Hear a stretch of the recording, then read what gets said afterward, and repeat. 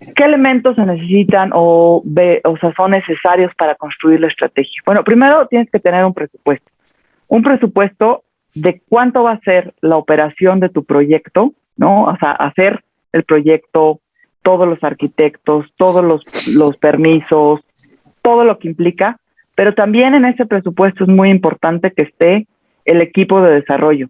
A veces se nos olvida que para conseguir grandes montos necesitamos tener un equipo. Y pensamos que, pues el dinero de la campaña es para construir. No, el dinero de la campaña también nos debe de dar para hacer materiales, para hacer videos, okay, para pagarle al equipo. O sea, tienen que estar incluidos también.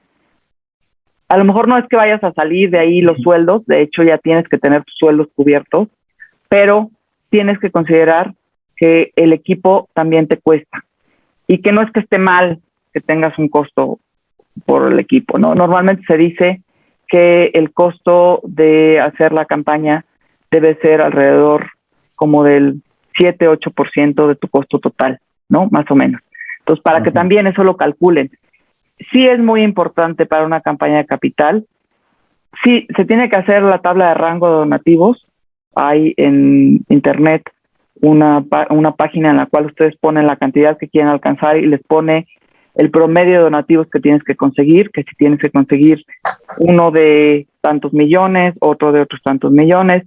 Nosotros teníamos en esta tabla de rango de donativos, obviamente no puedo ponerla aquí por cuestión de confidencialidad de datos, pero sí conseguimos un donativo de ese rango de donativos, que eso fue lo que nos impulsó más, de $7 millones.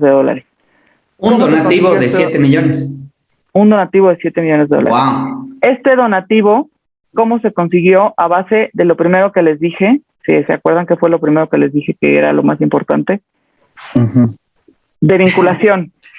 Era una persona que ya se llevaba siendo cercana a la institución por muchos años. Okay. O sea, no fue una persona que de la nada le pedimos y nos dio, sino fue una persona que tenía una vinculación. Además, es más, obviamente no puedo decir nombres, pero tenía una vinculación con otra universidad, ni siquiera era egresado de nuestra universidad, pero tenía a un familiar muy cercano que había sido muy cercano a la universidad, a los inicios de la universidad, y eso ayudó. Pero tardó, para que vean y calculen los tiempos, 1 año en darnos su respuesta. Se le pidió el donativo como en octubre de 2016, más o menos. Nos dio la respuesta en noviembre de 2017 y el donativo empezó a entrar en enero de 2018 y a 3 años. O sea, no nos dio de golpe todo el dinero, sino que nos los dio, que eso es muy común en las campañas de capital. Una consulta, perdónale, una consulta. Si lo vas a hablar más adelante, me espero. O sí creo que es importante esta parte de cómo se abordó a esta persona. Ya tenían ustedes los materiales desarrollados de la campaña, las metas, qué iba a obtener él, una placa, todo lo que era la fidelización. No sé si lo tienes más adelante o este es un buen momento. Sí, está un poco más adelante. Ah, ok, va, me espero entonces, sí. Gracias. Ya más bien yo me adelanté. Perdón, regresa aquí. Está bien. ¿Qué es importante para construir la estrategia? ¿No? Justo volvemos a esto y qué bueno que hiciste la pregunta para regresar. Bueno, tener más o menos los rangos donativos, tener tu casa institucional. ¿Por qué es importante? Porque de ahí van a salir los materiales.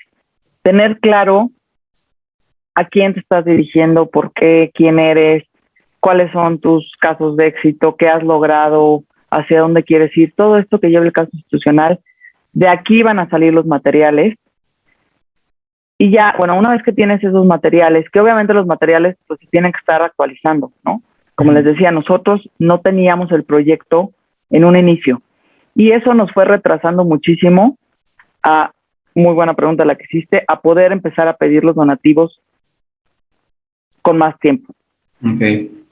Luego hicimos, también muy importante para una estrategia de campaña de capital, una buena lista de prospectos, y que esta lista de prospectos la revisamos con cada uno, nos sentamos con cada uno de los miembros de nosotros le llamamos patronato. Digo, a lo mejor se confunde un poco con el término patronato, sobre todo en México para las que son organizaciones de asistencia privada, que tienen que tener patronato.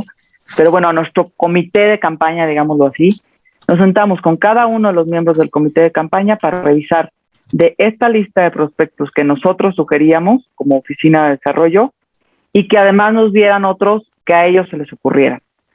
¿En qué nos basamos para esa lista de prospectos? En las listas de las 100 empresas, o no, las 500 empresas, los 100 empresarios, los 300 líderes. Es decir, sí nos fuimos a buscar a los grandes líderes. ¿Por qué? Porque la meta era muy alta y se necesitaba mucho dinero. O sea, no nos fui, y obviamente, ¿qué hicimos con esa lista de prospectos? Pues empezar, ahorita nos vamos a ir, con los más cercanos, que este es el caso del que nos dio el donativo más grande. Y tener, súper importante, un CRM o una base de datos. Yo cuando la hice, la campaña en la organización, la primera campaña que me tocó de Capital, ahí teníamos una base de datos en Excel. O sea, tal cual en Excel, y le íbamos poniendo colorcitos, íbamos poniendo ahí todo el seguimiento.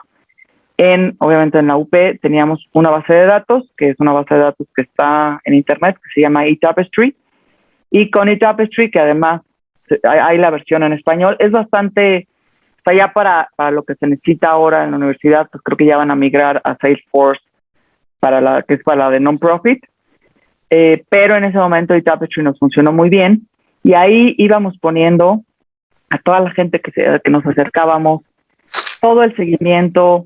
Una desventaja que tiene eTapestry es que no te manda alarmas. Entonces no puedes tú, lo tienes que hacer en un calendario aparte, volverle a hablar a Juan, ¿no?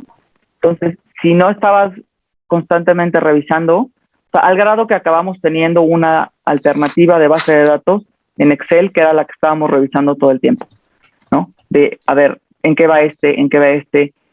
Entonces teníamos nuestra lista de prospectos y teníamos nuestro control de seguimiento para ver y tener ahí toda la información.